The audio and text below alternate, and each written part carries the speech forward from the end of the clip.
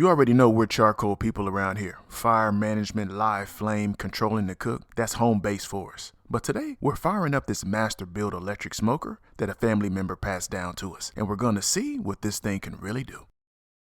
Personally, I love grilling chicken leg quarters on charcoal. I'm talking about high heat, indirect smoke roasting, or even direct grilling. That's how you get that crispy, nicely rendered skin. But one of the biggest knocks on electric smokers is they tend to leave chicken skin rubbery. So today isn't about chasing crispy skin for the camera. It's about seeing how close we can get and figuring out why that happens. If you already have an electric smoker, this will help you get more out of it. And if you're thinking about buying one, you'll know what to expect before you spend the money.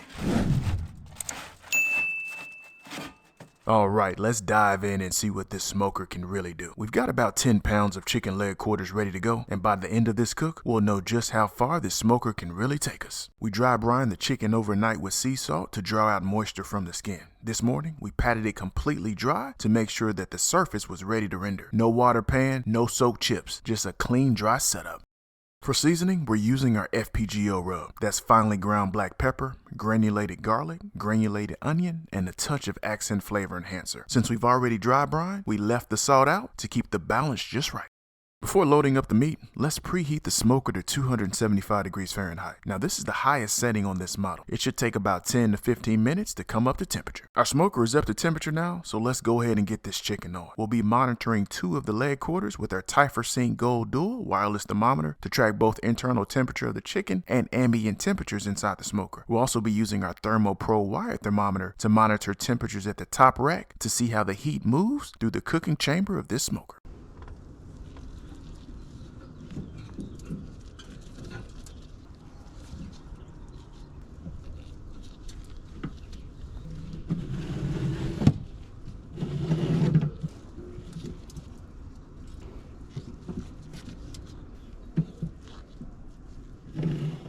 But here's where things got interesting. After adding the chicken to the smoker, it struggled to recover. It didn't get up to 275 degrees right away, and even once it did, it couldn't hold it steady. Temperatures bounced between the 250s and 260s, and even dipped as low as 240 degrees Fahrenheit during the cook.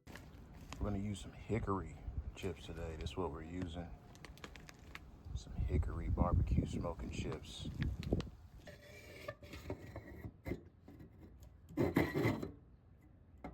That's one of the key differences between electric and charcoal. With charcoal, we can always add fuel, open vents, or make adjustments to bring the temperatures back in line. But with this smoker, we're really relying on the heating element inside and the smoker software to decide when to cycle on and off. So if you think about it, we're not managing fire. With this smoker, we're really managing an environment. We're about an hour and a half in, and we're noticing that the top rack's running hotter than the bottom. So we're gonna rotate some of the pieces to even out this cook. Now every move counts here because opening up this door is gonna dump a lot of heat fast, and recovery takes time.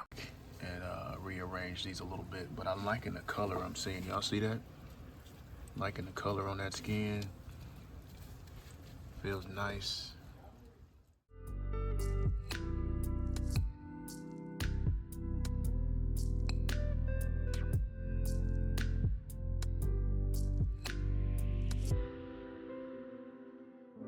After having the door open, we noticed that the internal temperatures inside the meat dropped almost 10 degrees. That's normal for an electric smoker. It'll take about 10 to 15 minutes to recover, so patience is key. This is where these cookers really test your discipline. Now let's get into these chicken leg quarters. The tenderness and flavor turned out great. The skin rendered some, but didn't go all the way, and in my opinion, that's where electric smokers reach their limit. They're built for steady, moist heat, not the dry heat intensity crispy skin needs. Honestly, for this smoker, I think we probably hit its limit when it comes to skin on poultry. All right, y'all, I got Micah with me. He's got the leg. I got this thigh right here. Show me your leg, Mike, what you got. So we're gonna bite into it and just give you honest impressions. You ready? Mm-hmm. All right, let's go.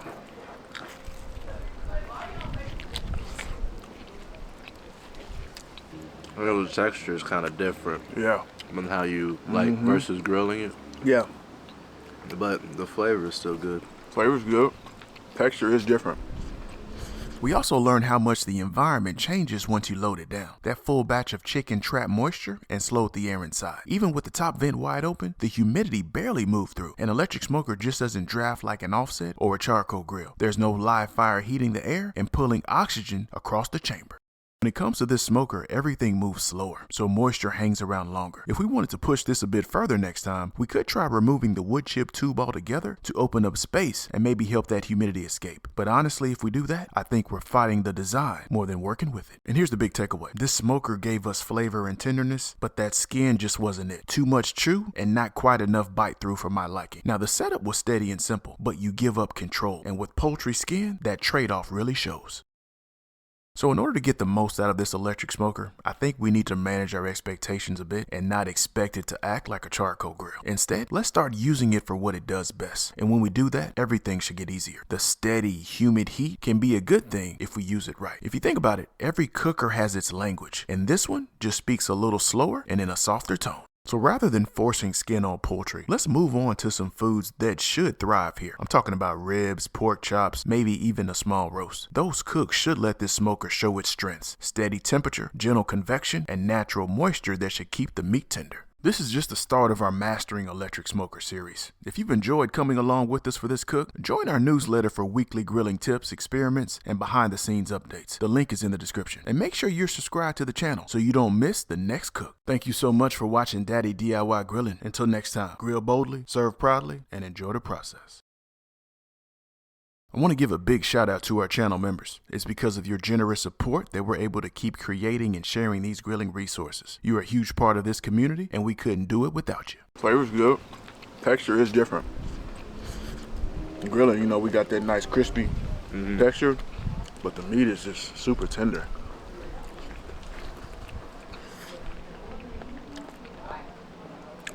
Yeah.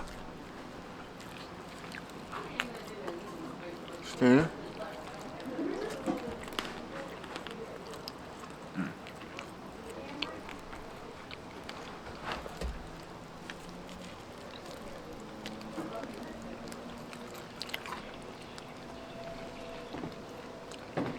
The skin is got some chew to it. Is yours? It's like, it's tougher than what I'm used to. Right. It's got more chew to it. But it's not bad. It's not bad. Yeah. But it does have more chew than on the Like grill. grilling, yeah. Yeah. Yeah. But it's good either way. But it's not like you chewing bubble gum, you know what I mean? That's what we didn't want. But yeah, got some chew, yo. I wouldn't call it chewy, but it's got some chew to it.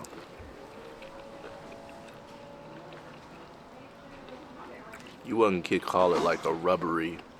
Not necessarily. It's just a little bit, not tougher. I don't know what's the best way to describe it. Yeah. I think it's not crispy.